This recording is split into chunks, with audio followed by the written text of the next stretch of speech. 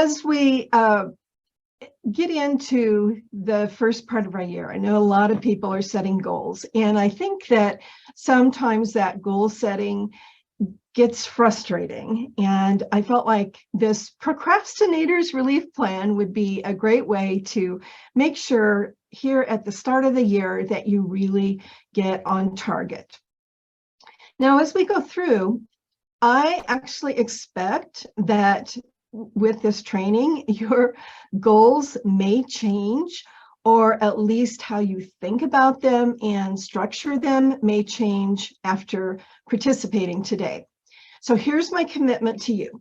By the time we're through, you will have identified what's holding you back and the ways that you can do something about that. There's only one thing that I'm asking of you today, and that is for you to play along with me and answer questions in the chat. So I hope you'll do that. The other thing that I would really appreciate is if you have any questions that haven't been covered, that you save those until the end, because I've got quite a few slides. I want to get through all of those, and then I will allow ample time for questions. So when we look at procrastination actually boils down to one of four reasons. It's either time, skills, fear, or motivation. So right now, I want you to decide which reason resonates most as the area that you struggle with. Now, you may be working long hours, or you've got a baby or an elderly parent to care for, so you don't think that you have much time. And there's all kinds of reasons why you believe you don't have time. With the area of skills, you may be stepping out of your comfort zone because you've never written a book before, or maybe your English isn't your primary language. Fear is usually the fear that people won't like your writing. You might lack motivation because you are a perfectionist and you won't release a chapter until you think it's perfect. And because you're often dissatisfied with your writing, you aren't motivated to write more.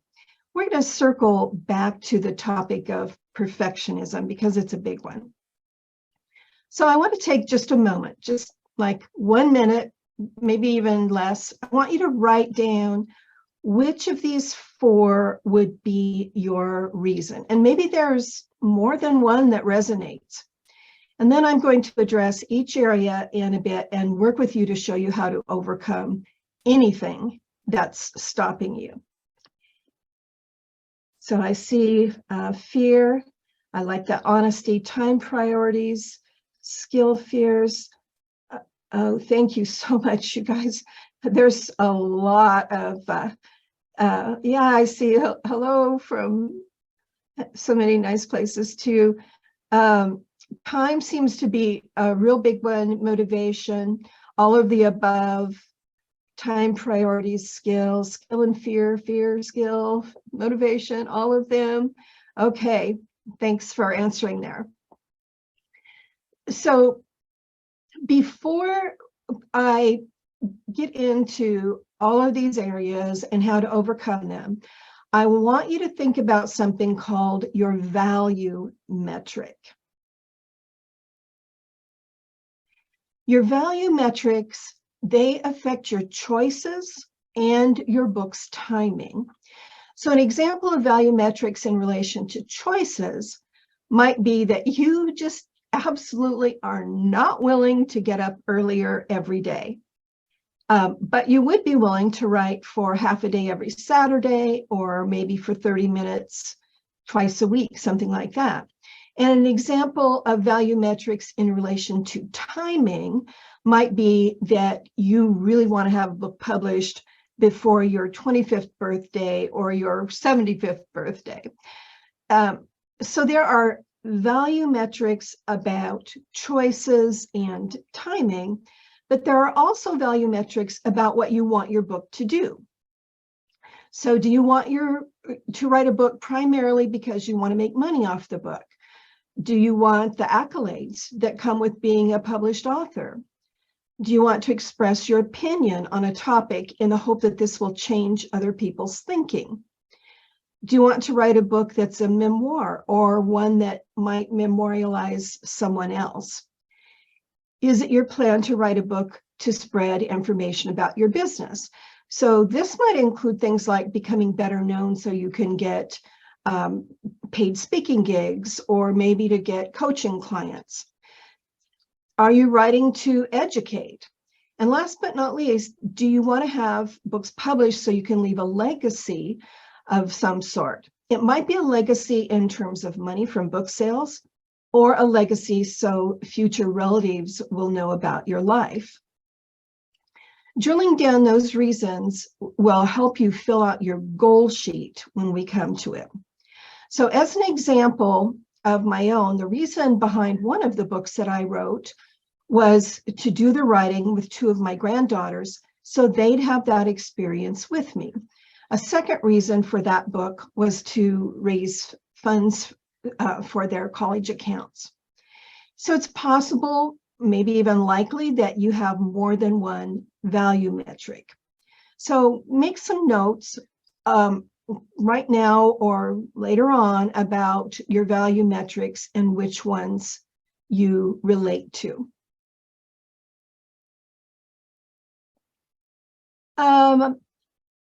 Deborah, I see that you say you can't hear me. Try and sign out and sign back in. I don't think anyone else is having that issue, so please try that and see if that works.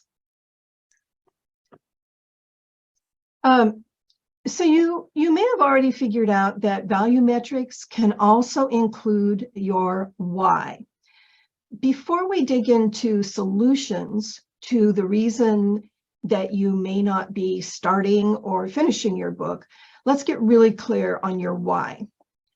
Why is writing a book important to you? You might want to write that question down. And here's a second question.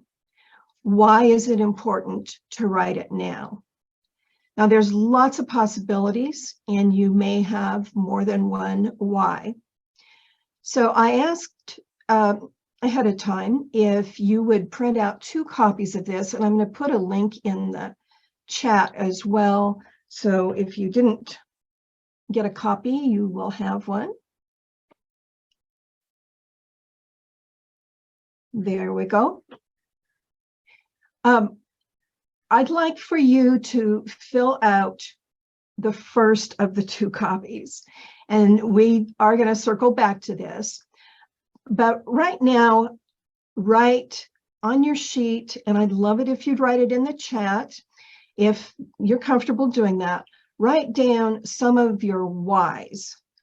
Why is writing a book important to you? And then why now? So I'm going to give you just a minute because this is important to come back to. And like I said, you can put those in the chat if you're willing to do that.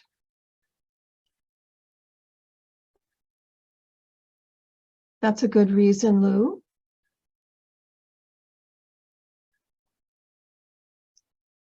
So teaching is an element. Great stories to share. So I think that one of the things that I failed to put down was entertainment. Entertainment is actually a big one. Create a life-changing legacy. Ready by the time my kids are reading age. That's nice. Everybody's participating so well. I'm not seeing everything as fast as I'd like to. Gift of the beautiful universes in my heart. That's a very cool one. Business branding and increased visibility. It's the way I communicate best. It's about time. Yeah, it is about time you start, but it's never too late, Dave. Passive income is another great reason to share my thoughts and stories uninterrupted. Teaching and building my brand, excellent. To change lives, again, excellent. To remember my son, introduce his music, art, and photography, that's beautiful. Expand my creativity. Nice. It's something I've always wanted to do. Sometimes we just have that burning inside us. Creative expression that I need to see in tangible form, to give creatively, to record a record, create a record for my grandchildren and theirs. Book can be a calling card book, credibility for my business, to learn myself and pass this along to kids. So many great reasons. So there's probably going to be some more come in. I want you to write those down for yourself. And if you're someone who is struggling with this at all, don't worry, you can come back to this later. In fact, you're going to want to come back and fill out the second sheet that we're going to be doing, and refer to that one regularly. And like I said, we'll talk about that a little bit later. And don't worry, I'm also going to be getting into the how to break through procrastination. I've got 16 actionable steps for you.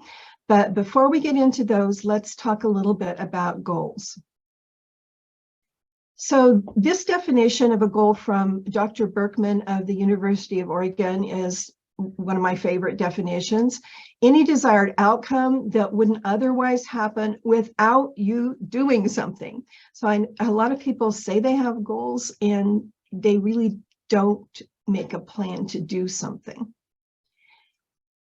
But there's always a reason why someone isn't achieving goals. Writing down a goal does not mean that you'll accomplish it. To achieve the goal, you have to do the work required to achieve it. For example, if you wrote down a goal to write an 80,000 word novel within the next year, you would need to realistically calculate how much time is needed to accomplish that. Setting aside time for that can manifest in a completed book if you follow through and write during those times. There are plenty of reasons why some people achieve goals and some don't. Understanding these reasons is really essential so you can be one of the people who does achieve their goals. We talked about fear. For a lot of people, the fear of failure or rejection stops them from trying. And believe me, there's going to be people who don't like what you write. If you look at the reviews, some of the most loved writers, they're going to have the people who have negative things to say. So you just have to get over that and keep trying. Your goals need to be clear and as specific as possible to work. You've probably heard about something called SMART goal setting, and that means that a goal needs to be specific, measurable, attainable, realistic, and timely or time-bound.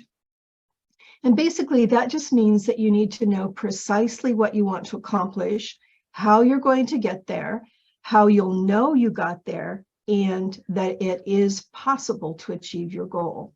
So if you're 5'4" and you think you're going to join the Blazers, or maybe everybody doesn't know the Blazers, some big basketball team, that's not a realistic goal. So you have to know that your goal is possible. And with a book, that goal is possible for everyone here. So when you set out your goals, you want to make them clear, and you want to visualize yourself completing them as you go along. If something along the way doesn't feel right or you feel lost, you need to keep redefining your goals in order to make them even clearer. Once you've determined your goals, you want to put them on your calendar. You should be able to look at your calendar every day and see what you have scheduled to do and recognize that if you do each small task, you're advancing toward completion of your goal. I've got a really cool way to show you about that later. So often people will avoid their goals altogether because they become overwhelmed. And that happens when you've bitten off more than you can chew and didn't set up a realistic schedule. If that is you, then slow down and realize that time is on your side, and using time wisely can break down a seemingly impossible task. Okay, so I wanted to come back to this because the thing is, You'd be meeting every goal you set if it wasn't for one of these things that I originally brought up. If the reason you believe you're not writing is time, I'd like to gently challenge you on this. In a single year, one of my authors had a heart attack. He had 2 heart surgeries. He got COVID twice. He was hit by a vehicle that damaged his neck and back. It broke his leg, caused other issues that have him in physical therapy. He's 67 years old, and he has an active coaching business still that he works out daily. Yet he finished his 3rd book in the middle of this. Oh, and I almost forgot, he and his wife moved across the country. So you all know busy people who still write books. So here's something I want you to think about. How important is it for you to put time to work for you? If you're not willing to find a way to make time, even if it means giving up something else, then your why for writing your book isn't strong enough. So you'll want to go back to your why.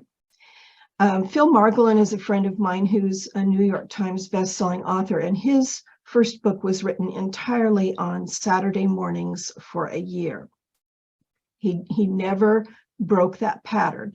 So could you do that? And ask yourself what you can do to make time. What if you're afraid your skills aren't good enough? If you're letting that fear hold you back, then again, your why is not strong enough. And incidentally, that's what development editors and writing courses are for. Some things that you can do to overcome that belief are to write more and read more. And I can't stress enough how important reading books in your genre is for you. If you want to improve your writing skills, take a class or perhaps join a critique group. One thing that I would say about critique groups, be sure to try out a group before committing to them, because not all of them are as encouraging as you may need. Fear may actually be the underlying reason for some of the other reasons that you're giving yourself for not writing. That's especially true if you think you aren't good enough. Now, notice I didn't say that your writing isn't good enough. Unfortunately, there are people who would like to write, but deep down, they simply think that they don't deserve success. And you've got deeper internal work to do if you think that that's true for you. I'm not qualified to help with that. I'd encourage you to get some help in that area, but I do have a few tips for you if that's you. The main thing you want to do is be sure to listen to the narrator in your head that's sending you messages. So what are those messages? And we all have those messages in our head. I used to have the one, and they said it exactly like this. Who do you think you are, Missy? That would come up every time I thought of doing something that I didn't have experience in. And I finally identified who that voice belonged to. It wasn't me at all. It was the voice of a friend of my grandmother's. And she was somebody who put everybody down, not just me. And when it dawned on me whose voice that was, because I certainly never called myself Missy, I realized that she hadn't achieved a whole lot in her life, and she didn't want anyone else to achieve more than she had, because she was incapable of feeling good for them. So when you hear a negative voice, really ask yourself if that voice is yours. It could be the voice of a parent, maybe it was a teacher who told you that you couldn't write, or just someone who perpetually puts you down. But sometimes this inner narrator is you, and it might be because you're venturing out of your comfort zone and into new territory. That can be, asking yourself, well, first of all, it can come from, it can include rather conversations around imposter syndrome or lack of skills, or comparing you, this is a big one, comparing you to some other writer. Wherever that voice is coming from, what you want to ask yourself is this message true? When you listen to that negative voice, have that other part of you, the part that's the rebel, the determined one, come up with solid reasons why that negative voice isn't right, or take what that voice is saying and reframe that fearful thought into an objective and realistic thought. The fourth part of procrastination involves motivation. Fortunately, answering these questions is going to help eliminate any lack of motivation. So defining your why is the most important step. We talked about that, and that is going to overcome a lack of motivation. Plus, I'm going to share some other tricks that will help eliminate procrastination, and that, of course, helps with motivation. The how is maybe the easiest. Are you going to write on your computer? Will you write longhand? Will you record and have your words transcribed? Determining when is also a big step. Give some thought to how you're going to make that work. Can you write during your lunch hour? Maybe you need to stay up an hour or a half hour later every night. Or like my friend Phil, you write every Saturday morning without exception. The where is important for consistency's sake and for beginning to form a writing habit. If you are meeting emotional resistance when you sit down to write, you may need to change where you write, perhaps going to a coffee shop to write or making a spot in your home where you only go to write. The who revolves around one potential who and one concrete who. The potential who is if you have a writing partner. If that's the case, you just need to work out schedules and stick to them. But the bigger who is, who do you allow to affect what you're trying to do? You have the right to carve out time for yourself. If you have problems with that, start by being clear about what you need, then don't apologize for wanting time for yourself, and don't over-explain why you need to take that time. You teach people how to treat you. If any of these situations resonate, the ones I've listed here on the slide, then you're going to need to work on rectifying them. I still gravitate towards wanting to be nice, even when it's not in my best interest. So I've learned that I can set up visual clues in my home, and then I don't need to ask to not be interrupted, which is always harder for me. My visual clue is a sign that says on the air. So I just plug it in and light it up, use it on the outside of my office door. And I've got another one that I put on the front door so I'm not interrupted by salespeople or deliveries. Sometimes I'm genuinely on a podcast or doing something like I am today, and I need to keep my outside environment quiet. At other times, I'm knee-deep in creative pursuits and I don't want to be interrupted. But maybe you have someone in your life who is going to intrude on your writing anyway, because you've trained them to think that's okay. If that's happened, consider having a conversation like this. Now, I'm going to include this script in the book that I'm giving you, so you don't need to write all of that down. But I felt like this was important for those of us who struggle to set boundaries. I told you that we'd be circling back to the topic of perfectionism. So that is an area that can be so damaging to writers.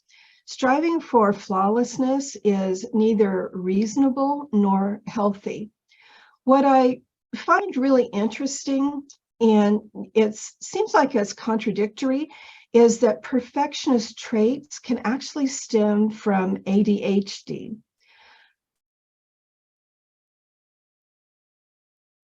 Perfectionism can manifest in various ways, according to the American Psychological Association. All or nothing thinking, a fixed or rigid mindset, believing that mistakes represent personal unchangeable flaws, setting unreasonable standards, negative comparisons or not feeling good enough, self-criticism, negative self-talk, living by shoulds, procrastination to avoid the feeling of failure or discomfort. Perfectionists may delay their tasks. fear or reluctance to ask for help, sensitivity to feedback, defensiveness, easily discouraged due to incomplete or imperfect results, fear of social rejection, or low self-esteem. So my purpose to share all of these with you is so you'll be aware of the reasons when you start procrastinating and decide how you want to turn these around. So I'm also going to include these in the book that I'm giving you. I felt like this information from Attitude Magazine was important to share too. And we're already almost at a half an hour, so I'm going to make sure that you've got access to read all of these, because it's important to know why you're making some of the choices that you're making. So we've taken a long look at possible reasons why you're not starting or finishing your book.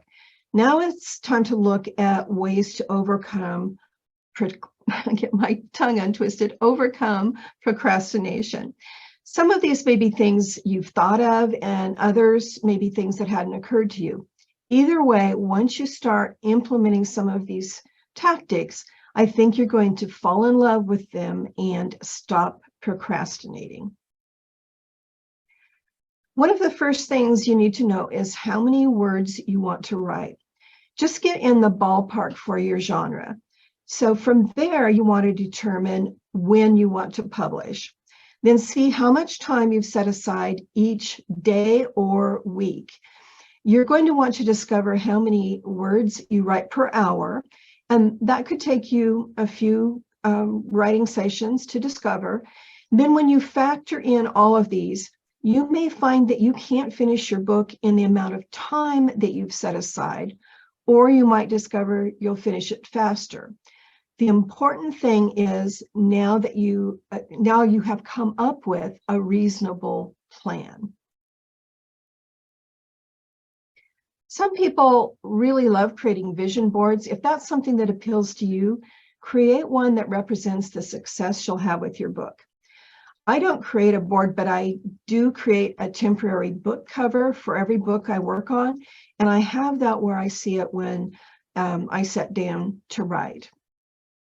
The next thing you might want to do is set an alarm. When you do, don't sit down to write 50,000 words. If you're fighting the urge to procrastinate, just promise yourself that you'll write 500 words first, or even 100 words, before you hang out on Facebook or check your phone or play Candy Crush, whatever your tactic is.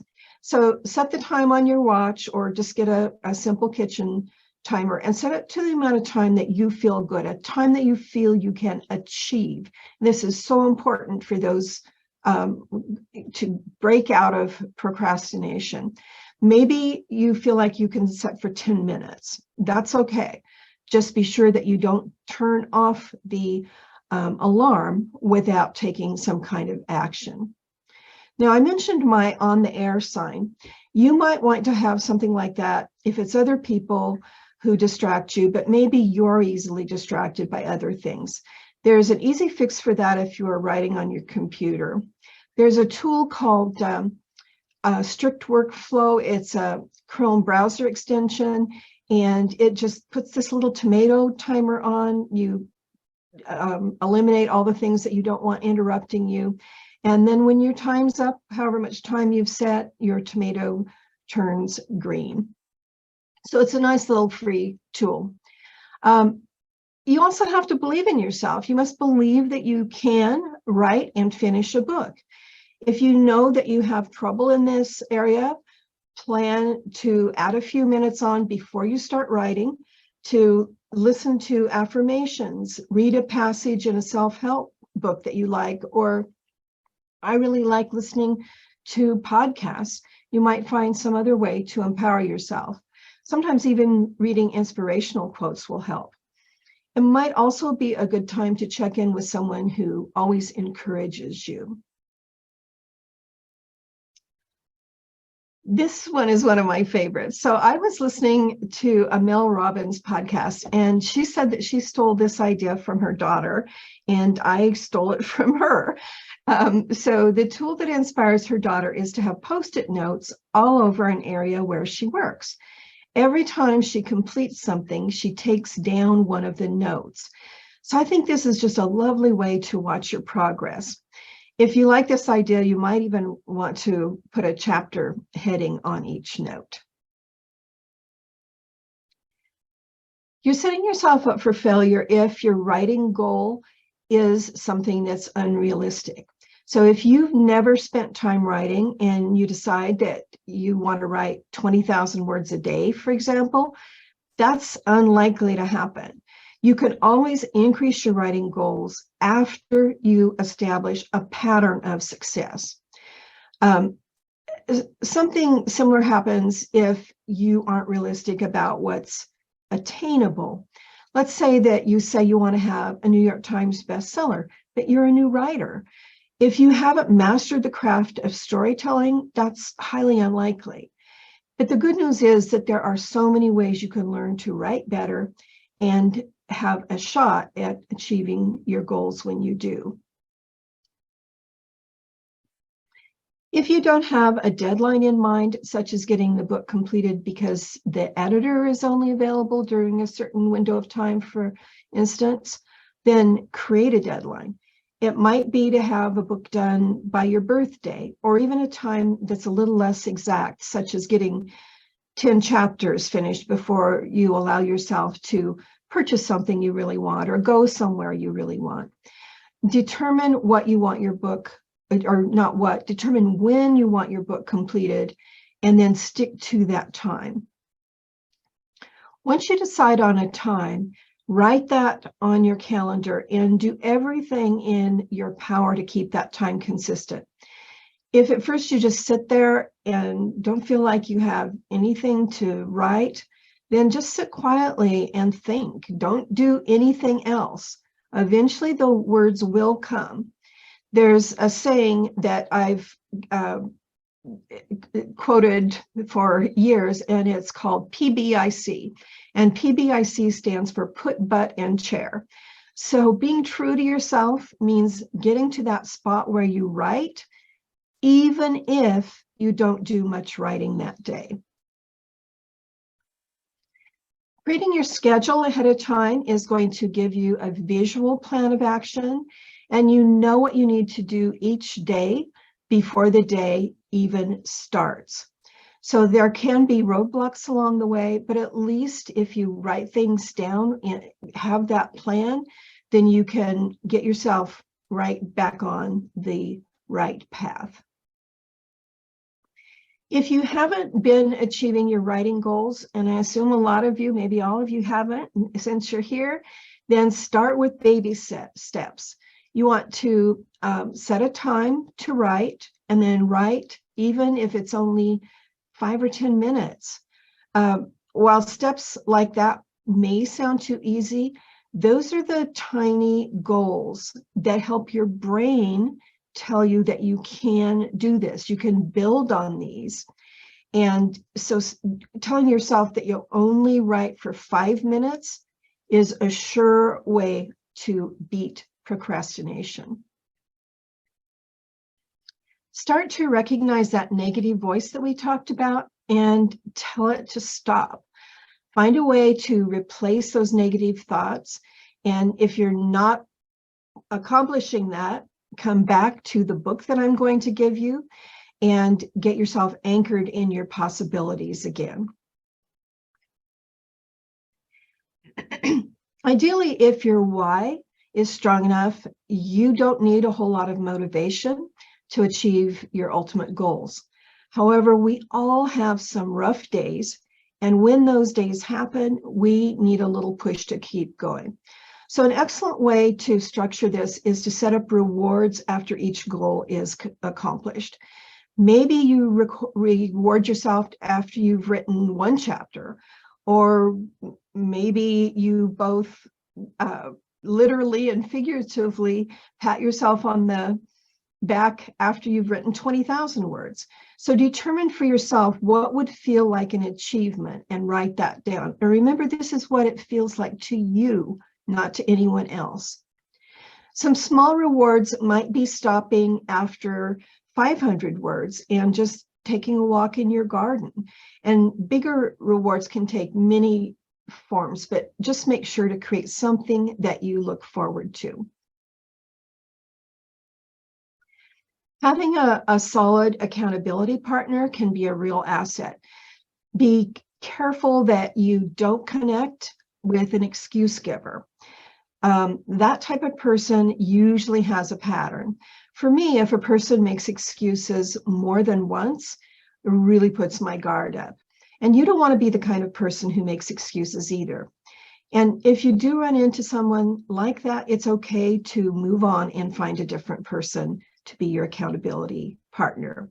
Now, I listed here the Publishing Circle on Facebook. It's a free group. You might want to put out a request there for an accountability partner. Working on the craft of writing is an ongoing job. Every person who is a successful writer today had to start by learning craft. There are an abundance of books out there, or you can join writing groups. We work on craft, among other things, in Writers' Prosperity Circle. I changed that from the Author Club. So if that's a new name, but just hit me up. I'm not pitching that to you. If you're interested in that, hit me up if you want to learn more about that. Self-talk like this, what is the one small thing I can do today, is so important. I found myself saying, I have to, about a lot of things. And when I change that message to I get to, it's so empowering, and it creates a good feeling instead of a draining feeling.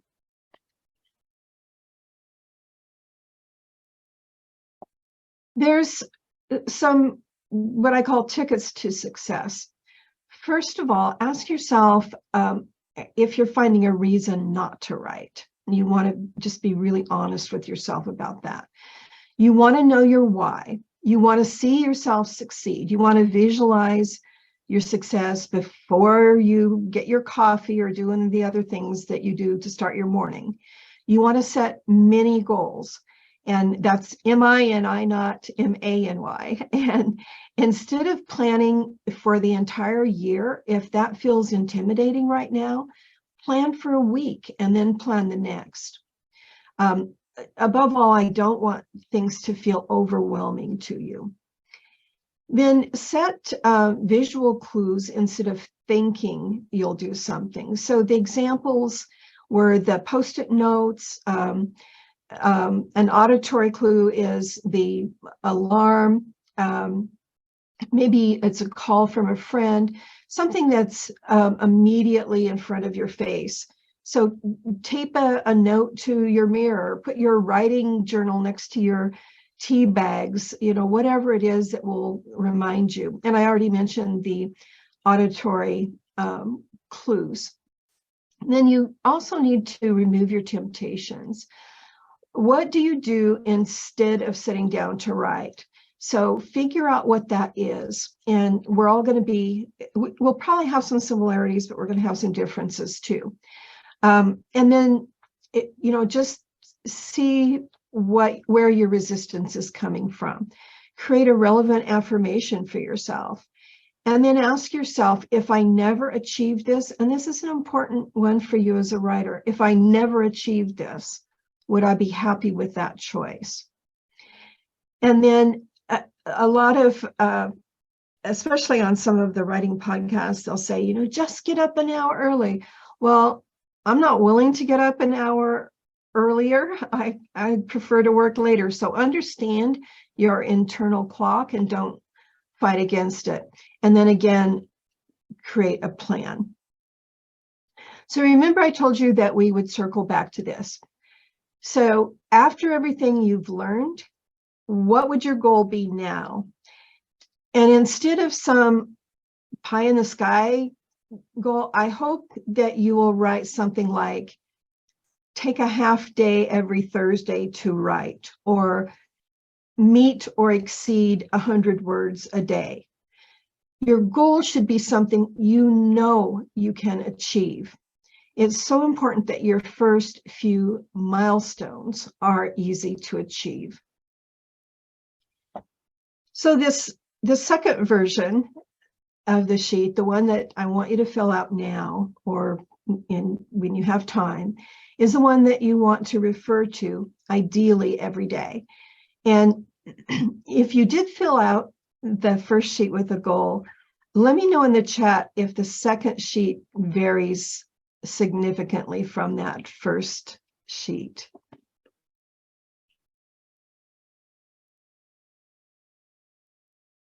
I see some good comments in here too. I'll come back to those. I'll leave time to answer those. So did anybody's goals change? Dave, yours did significantly. Nice to hear. I hope that most of your goals changed. I think that that's where most procrastinators are stuck. More specific, more broken down. Nice, nice. Okay, so I have what I call the secret sauce. So this comes from Forbes magazine, and they did this big study. They said, if you write your goals down, you have a 43% chance of achieving them. If you write down the actions and determine what the key results are going to be, you have a 64% chance of success. But here's the really big one. If you share all of this weekly with someone you know, you're going to have a 76% chance of achieving your goals. So I just want you to keep that in mind and perhaps incorporate that into your planning. Okay, so I have a gift for everyone. My goal for this with you is that you actively use it, that you finish what you started with your writing and get a published book out.